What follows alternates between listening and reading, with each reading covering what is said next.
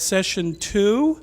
I'll just give you a little anecdote where I realized I didn't know everything. Wow.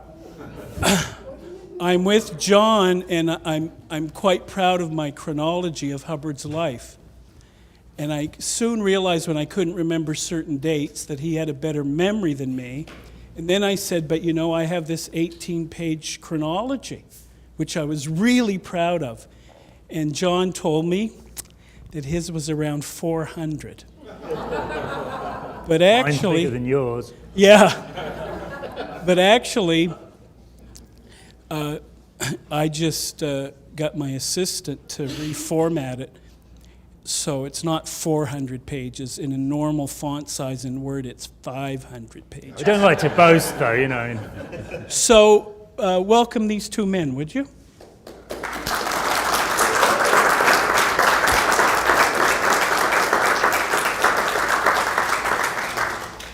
Okay. I first met Gerry Armstrong far too long ago, 31 years ago, in 1984. He'd just come from California, where he just won an incredible judgment. And the Scientologists had tried to stop him from breathing, I think was the idea, wasn't it? There's a thing in the judgment about somebody trying to drive him off the road in a car. And I was sort of coming out of Scientology. Most of the way out, I'd shown somebody the OT3 pack, which for me is the Rubicon that you have to cross. And I had this incredible encounter because one of my friends said, oh, can we meet Gerry? And I said, sure. And what I didn't know was that he was setting up. There were 3 of them. They were ex-Sea Organization members, and they wanted to confront Gerry about working for the CIA. So I was a little bit embarrassed about having set him up there. And Gerry just sat there calmly and casually while these 3 rather large guys kind of oppressively moving towards him. And he said, have you ever met a Clear? And after about half an hour, they all sat down listening to him. So I'd like to hear some of Gerry's own story, and particularly as it relates to the biographical archive and how that came about. But Gerry, you might like to fill in a little bit about how you got into Scientology and some of the remarkable positions you held in Scientology. We are going to be here all week, so to you, Gerry. Okay, thank you for inviting me here, and thank you, Dr. Beverly, likewise, and thank you all for attending. Before I start, and I did not come really prepared for this particular session to talk about myself at all. I believed that I was going to be talking about L. Ron Hubbard, but that's okay. We'll talk about both of us. My wife, Caroline Letkeman, who is herself an ex-Scientologist and was very high in the technical aspects of the organization as an auditor. She's a very smart, very loving, very funny lady, and she's also a crochet artist. And she made these little cards here for everyone. And originally, the plan was that this would be at Tyndale University, and so these are crocheted trilliums. A trillium is the provincial flower, and we tried to get the cardstock, which is as close to Tyndale blue as we could. And they're in these pretty little envelopes, which are scenes of various kinds, most of them from Canada, and a lot of you people aren't. So I asked Rich, there's a box full of these things, and if you just pass them around throughout, or let them just pass one to the other or through the audience, and that would be kind of cool, I think. You can just give them the box, Rich, then I can start to talk. And if there are any Scientologists here, watch with the guy beside you how many they take, because the Scientologists would probably take the whole box full. That's their style with this kind of thing. And it's got my business card in there as well. And it's got my websites on there. And this is for you, John. Thank you so much. Beautiful. Yeah, Caroline.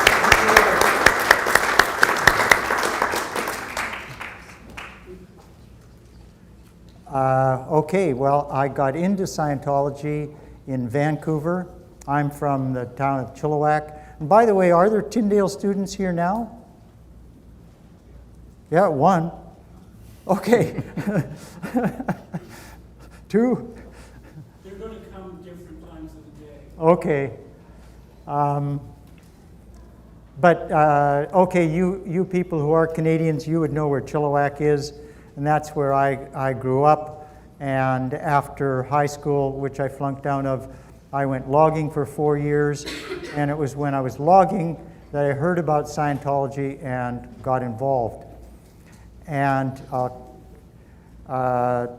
spent a little bit of time in Vancouver, did the communication course as everyone did a couple of other basic courses, did the Dianetics auditing course, and then at the beginning of 1971, sold my little bits of belongings and bought a ticket and flew to Los Angeles and joined the Sea Org.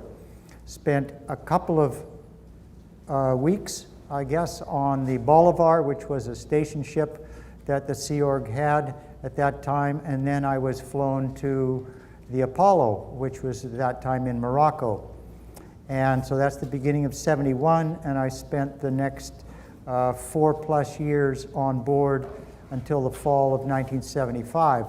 And that's when everyone came ashore, except for those who stayed on board to maintain the ship and ultimately sell it. We all came ashore in Florida.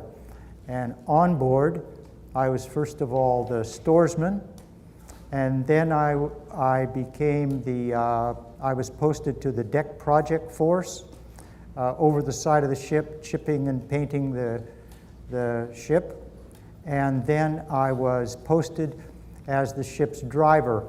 And we had a little 500cc Fiat, which was one of Hubbard's vehicles, and we would offload it when we went into a port, and I would drive around the people who needed to do the purchasing, or who were flying on missions, or picking up recruits, or whatever was needed ashore. That's when, of course, I met John McLean, who's here, who was in external communications and responsible for air freight and telexes and all that sort of thing. And that's because Scientology was operated from on board during those years, and Hubbard, of course, was on board along with his family, and he managed us and managed Scientology around the world. And I don't know if Nan brought it with her, but just give you the idea of the mentality that I had while on board. John blew. Blowing in the cult is when you suddenly leave without getting approval. Essentially, you escape. Well, John escaped, and he came back here to Toronto, and this made him such a dangerous person to us, someone who would expose the operations of the organization, that I recall a conversation that I had where we seriously talked about getting a gun and going and assassinating John McLean. That's why we were in Florida. Who did you have the conversation with? Well, one of the people was a fellow by the name of Stuart Moreau. I believe he was the first mate at the time on board.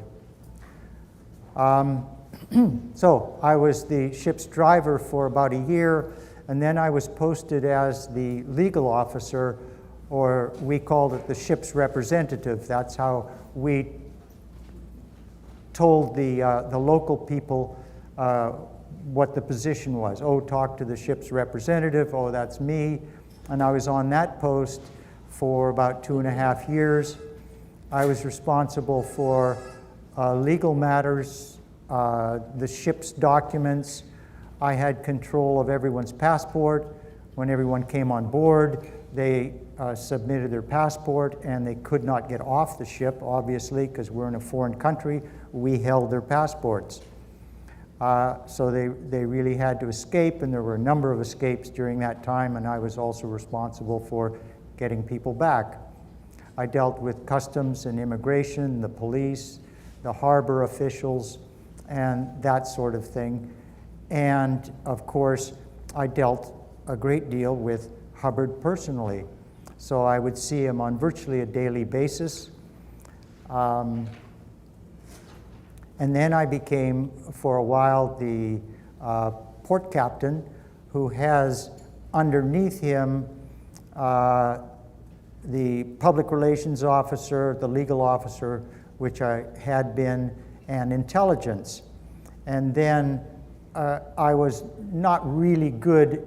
I did not want to have a public relations post, so I got demoted from that for a brief bit of time.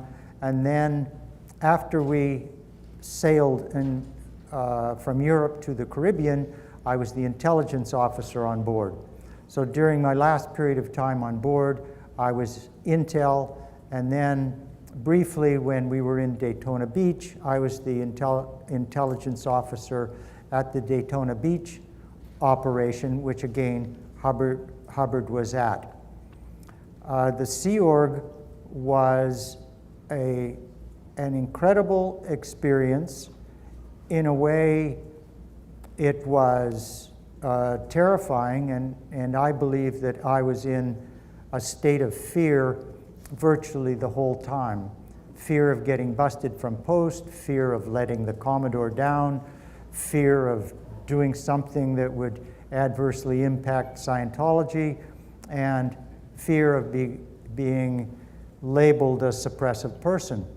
And I had been indoctrinated in the suppressive person doctrine from when I first got involved in Scientology, and that is extremely key for understanding what Scientology is.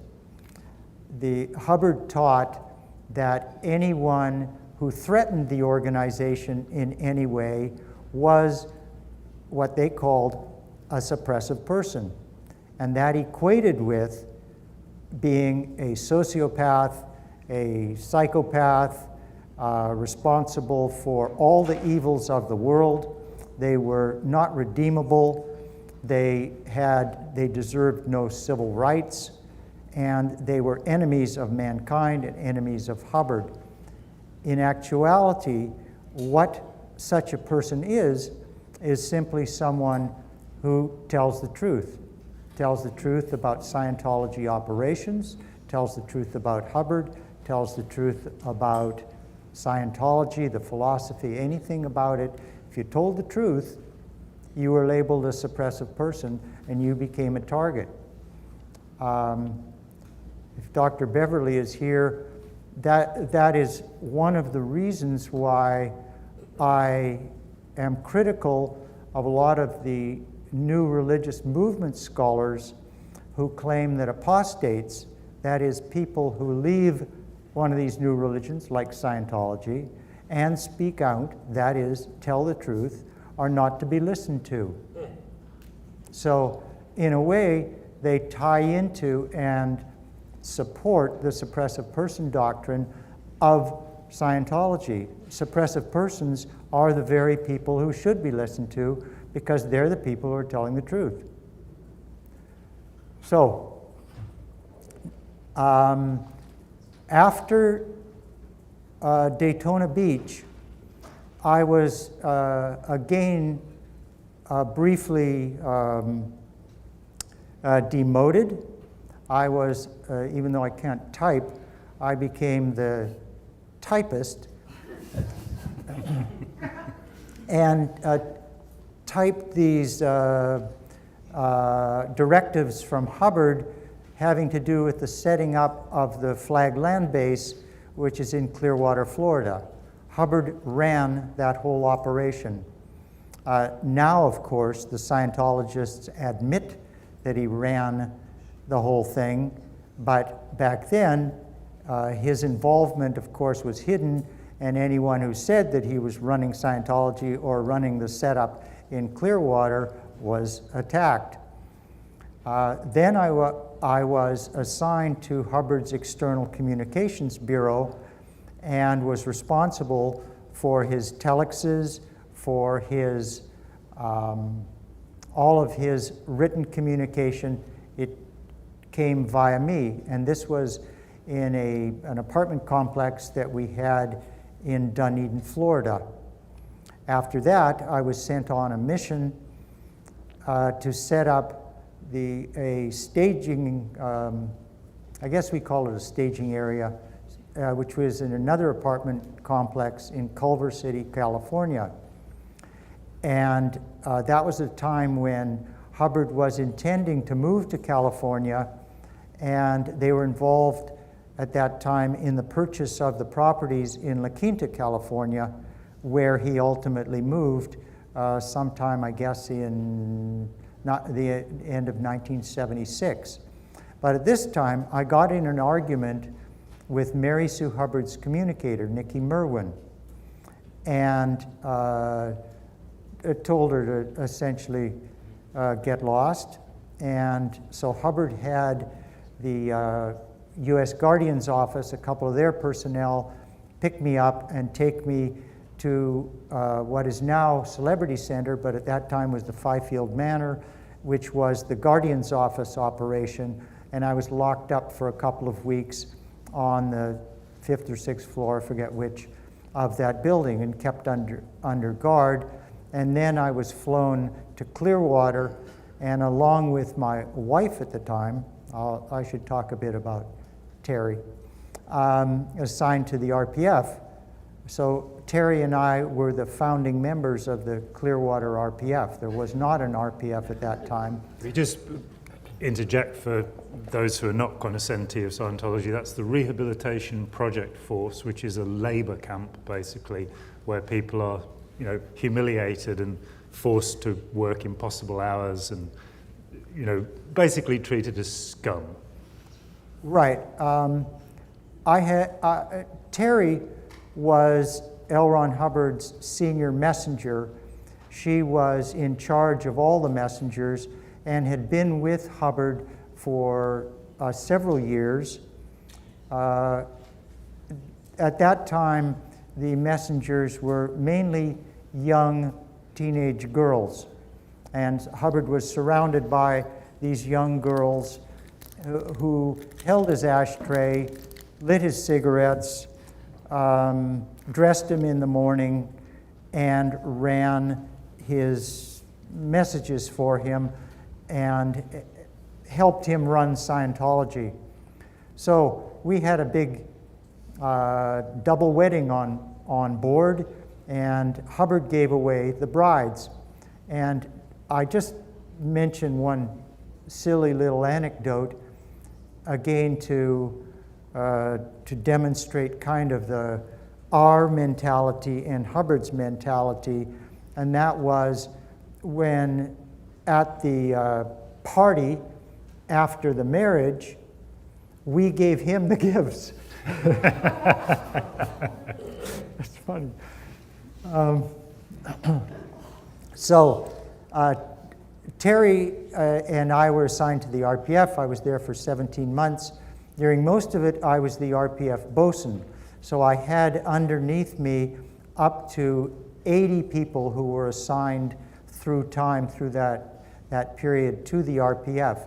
If you were an RPF member, you had to wear a black boiler suit, and this was in Clearwater, Florida. And we slept in an unventilated room on the floor, on thin little mattresses. Occasionally, some of us had little cots, folding cots. And then when it expanded too much, then we slept in the 3rd or 4th floor of the parking garage at the Fort Harrison. You had to run everywhere. You ate whatever was left after the crew ate. You had to address everyone in the regular crew as sir, and you could not talk to them unless they talked to you. And you were subjected to a program of endless security checks. Security checks are when you are put on an electrometer and you are interrogated as to your crimes, your critical thoughts, anything you've done which was ever embarrassing, anything for which you could be prosecuted. And this goes back into past lives. And what I began to know by that time was that whatever you said in Scientology in their auditing process was written down, recorded, and could be used against you. Anyone who wanted to leave had to sign a confession of his crimes, which were extracted from his auditing. Auditing is presented as this therapeutic process. That is simply not the case. It is a sick means of control, and the use of those materials, your innermost thoughts, which are divulged in this process, I think, is easily one of Scientology's most egregious crimes against its parishioners, its followers. So, during my time in the Sea Org, I amassed, I guess, several feet of these records, and of course, the organization has them now, had them then, and this is key to why do people stay? Why do these movie stars stay? Because Scientology has all their secrets, all their crimes, all of their sexual thoughts, their sexual relationships throughout all of their history, which everyone in there, except for the very new, you soon learn that those things, that they have them, they will be used against you. And that is a huge factor in how they control their personnel. For someone to speak out, you have to be willing for them to expose everything that they know about you, which they have done. After getting out of the RPF, I spent a few days, I was assigned the job of editing and proofreading Hubbard's science fiction book, Revolt in the Stars. In 1977, the FBI had raided Scientology's intelligence bureaus in Los Angeles and Washington, D.C., and Hubbard had fled and gone into hiding in Nevada. And while he was in hiding, which was his habit because he would do this again, he wrote science fiction, and that's when he wrote Revolt in the Stars, which is actually the story of OT3. OT3, everyone will learn, is the story of the intergalactic tyrant Xenu, and we are all products of this incident of 75 million years ago when Xenu brought all the bandits and the artists and the good people to planet Earth, which was then called Tigiak, and they were flown in DC-8s. I don't know why that's so nuts, but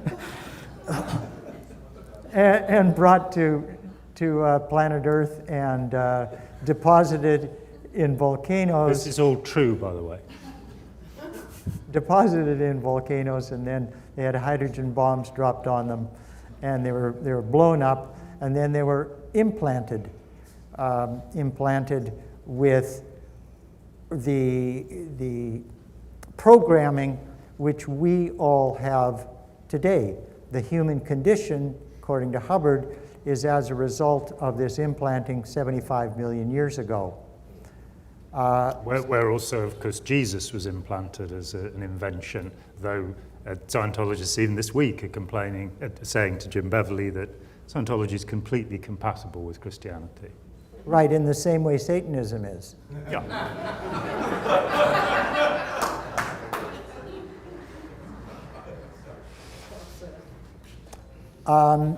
Anyway, Hubbard teaches that these are super secret documents, this level, super secret, and anyone who comes across it reads this material, discovers the material before they've done all the processing necessary for them to confront this thing, they will freewheel, get pneumonia, and die. Within 2 days. And here, I was not clear. He had presented to me in far more graphic detail than is what is in OT3. It was a manuscript for a novel and the screenplay. So I had to proofread and edit these. Did you die? These things. No, I thought, oh, this is great. But a couple of years later, then they decided that I'd been in the Sea Org long enough and I had to be clear. So they declared me clear, and I did OT1 and OT2, and then I'm on to OT3, and I opened it up and I realized, wow, holy crowley, I have, I know this material already. So anyway, I did OT3 during my final 2 years inside the cult, and that's as far as I got as far as levels are concerned. OT3 is concerned with the auditing and getting rid of these beings, they call them body thetans, which infest us, but also comprise our bodies. Hubbard says that they actually compose the physical body. It's composed of these thousands or billions of BTs that jumped on us at some point at birth or thereafter. He doesn't explain that really closely, but and then you are supposed to get rid of them. In the process of getting rid of them, that was key to my getting out, actually, because I began to experience a love for my BTs. And I realized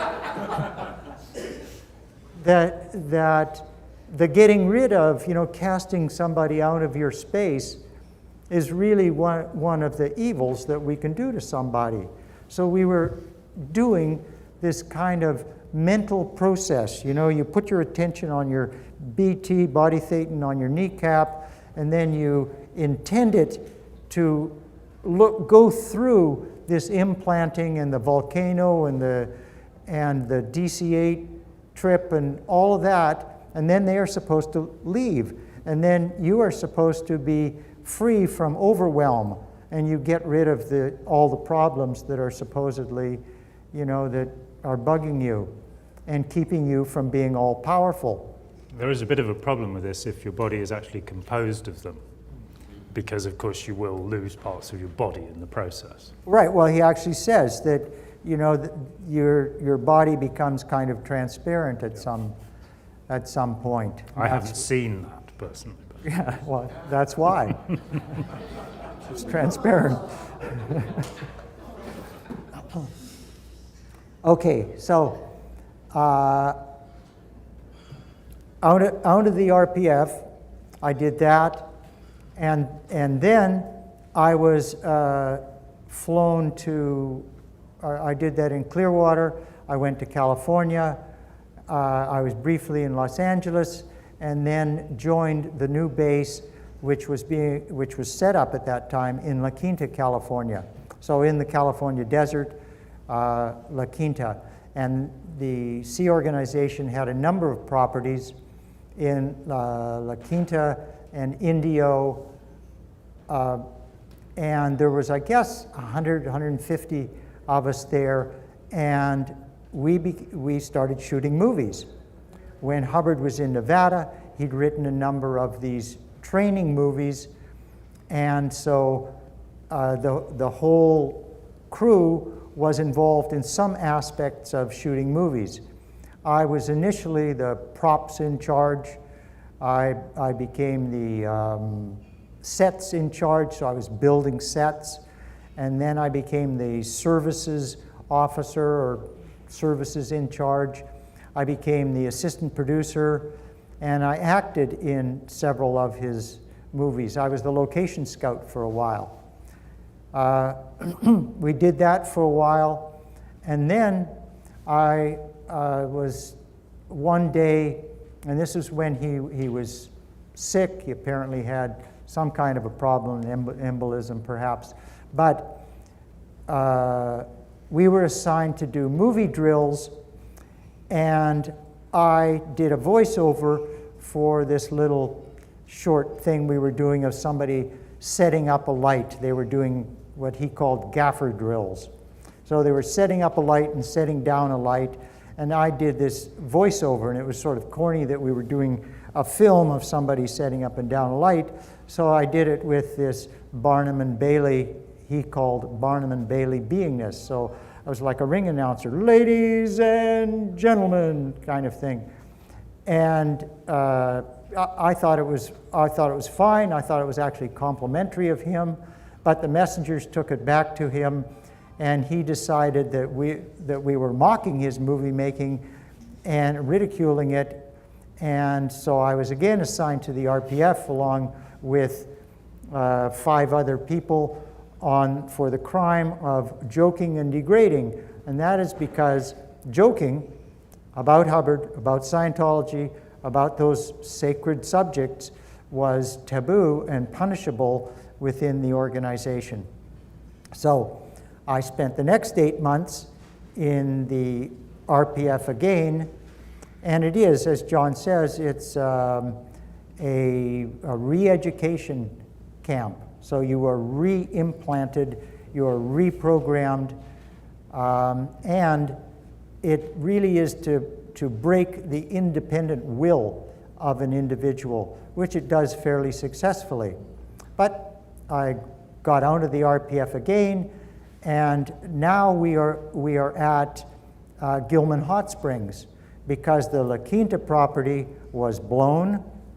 Hubbard's cover was blown, what we were doing there was blown, and so we moved to Gilman Hot Springs and set up another operation.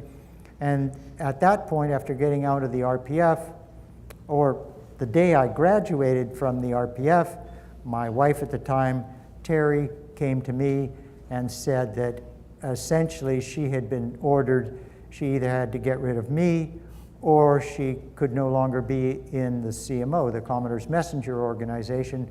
So she decided on the Commodore's Messenger, and that was the end of our marriage. So I got a Mexican divorce, and life went on, and I was assigned to Hubbard's household unit. So he had twice assigned me to the RPF, and yet he had decided, for whatever reason, that I was trustworthy enough. I had gone through his punishment, and yet I was still dedicated, so I worked in his household unit. And it was during my work in his household unit at Gilman Hot Springs that there was a raid threat.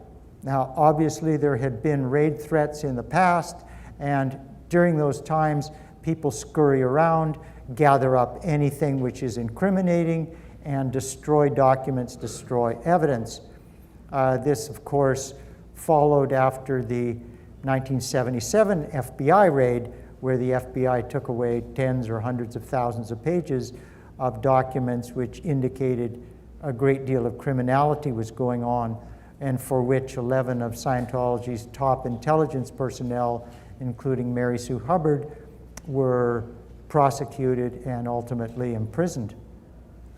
So at the time of this raid threat, one of my juniors, who was called the LRH gear in charge, she took care of his gear, his personal belongings, came to me with this box of very old material and said, "What should I do with this?"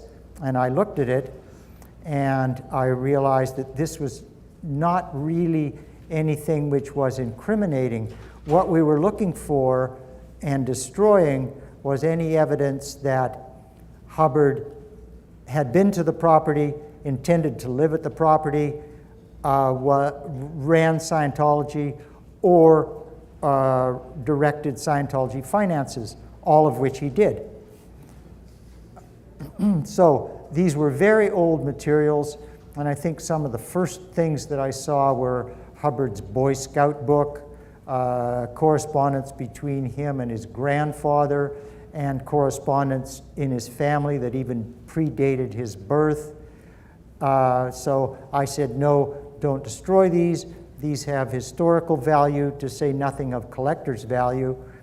And so I went with her to where this stuff was stored, and ultimately took some 20 or 21 boxes of these very old materials out of there. And I transferred them then to the Hubbard Public Relations Bureau, where I thought that they could form the basis for a library, an archive, and could be used for public relations purposes. Because having been on the ship and having to deal with attacks against Hubbard throughout my whole Sea Org career, I knew that what the basic attacks on him was. So here was correspondence between him and his wife, his first wife. So I thought, this is valuable. We will be able to disprove all of these nasty things that journalists and so on are saying about him. So I then, the beginning of 1980, January 1980, I wrote a petition to Hubbard and petitioned to be able to gather up these materials and set up a new position, the L. Ron Hubbard Personal Public Relations Officer Archivist / researcher. And I did that, and then he approved the petition. My last communication to him was in February 1980, and at that point, he really dropped out of sight and went into hiding. And at that point, we were instructed that we could no longer admit to any line of communication to him, and that was because the federal government was looking for him. Individual litigants, probably the McLeans, were looking to take his deposition. Paulette Cooper, and other people. Tanya Burden, who was a very young girl, a messenger who'd been on board, and then in Clearwater, she'd been RPF'd. She had left and was speaking out against Hubbard. So she had brought an action. And Larry Wallersheim, I think, had filed a lawsuit by that time. So there was a whole bunch of litigants who knew that Hubbard ran the organization and were looking to get him in a deposition or had made him a defendant in these lawsuits. So he took off, went into hiding, and we thereafter could not admit to any line of communication to him. So over the next approximately 2 years, I had possession of his archive, and I traveled around the US and to the UK, obtaining more documents, interviewing family members. There's a couple of the DeWolfs here. I interviewed his son, L. Ron Hubbard Jr., and I interviewed a couple of his then living aunt and living uncle. I think one was in Brandon, Manitoba at that time. So, and I was able to get my own vehicle, which was amazing for within the Sea Org, and I got it on the basis of getting Hubbard a Nobel Prize, because he issued an order that unlimited Scientology funds were allocated to get him a Nobel Prize. The basis for the Nobel Prize was his creation of the what is now called the purification rundown. I think at that time we called it the sweat out program, and it is a part of the Narconon program as well. But We will be having a toxicologist talking about the effects of this on Wednesday, I think it is, Wednesday or Thursday. Right. So I had a number of responsibilities at that time, and one of them in connection with the Nobel Prize. I was able, with these unlimited funds, to get this little car, which I was then able to use for driving around. We contracted in October 1980 with a writer by the name of Omar Garrison. And Garrison had, during the prior decade, written 3 books for Scientology, all of which were pro-Scientology, and the people that handled him, his contacts within the organization, were the top GO personnel, David Gaiman, who was the Deputy Guardian for Public Relations, and Jane Kember, who was the Guardian Worldwide. These were his contacts, and through them, he had written a sort of a proposal, what he called work points, of how he would approach, or his idea for a Hubbard biography. And based on that, we contracted with him, and I provided him a mass of documents, whatever I could lay my hands on, over the next year or so. And with Omar Garrison, we traveled up the coast to where Hubbard lived in Port Orchard and near Bellingham. I forget the name of the property right now. And interviewed various people. And then we traveled to Helena, Montana, and a number of places. Did genealogy research at the Mormon Genealogy Archive in Utah. And largely because of my traveling with Omar, there's a good title, I plus reading Hubbard's material, I was able to largely deprogram myself. So I was able to determine that the guy had lied about virtually every aspect of his life. And Omar and I then, I found that it was safe to talk to him because it was unsafe to talk to anyone else. I could not raise what I was finding, the contradictions that I was discovering. You could not talk about such a thing, or I would have been removed from the post, RPF'd, or declared a suppressive person, and all hell would have broken loose. So Omar was this godsend to me. I'm able to talk to him freely, and we can joke about L. Ron Hubbard. Omar had a name for him. It was Johnny Goodbugger. And that was because there was some evidence in Hubbard's files that he had been into buggery as a youth. And the hero of his book, Battlefield Earth, was Johnny Goodboy Tyler. So Hubbard called him, or Omar called him Johnny Goodbugger. And Hubbard and Scientology had published all of these about the author sections and these glowing stories about Hubbard.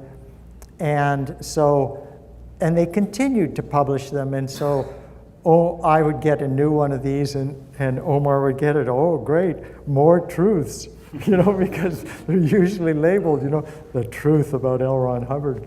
Gerry, on that note about truth, let's stop. Okay. It's just a little past 12:20, and we don't want to, if we start getting behind, we'll, miss our planes on whatever day you're going home. So just a couple of notes. We'll start. Alexander, do you want to say something? Yeah, a question about the. Okay. Like, do you want to talk question to them or me or publicly? Yeah, we're going to have questions this afternoon. Is that okay? Because we want to get to lunch.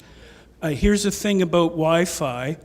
I just found out it's $250 a day. Now, if a whole bunch of you tell me it's a matter of life and death, I'll pay for it. But short of that, it's enough to pay for some other things for the conference. But tell me, I don't know, maybe we're going live to Mars or something, okay? So that's a note. So we start again at, it's 11, what time is it now? 12, so we start again at 1:30, right? Now, are you feeling good enough you can have lunch and be back by 1:30? Okay, and we'll pick up again. Gerry will pick up a bit more, right, Gerry? Okay. And then we're going to, what's on, John? Do you remember right off? The history of the Scientology movement? Yeah, and we're going to have some other key people from that time period. So anyway, I'm going to phone my wife and tell her I'm still in heaven. So see you in about an hour at 1:30.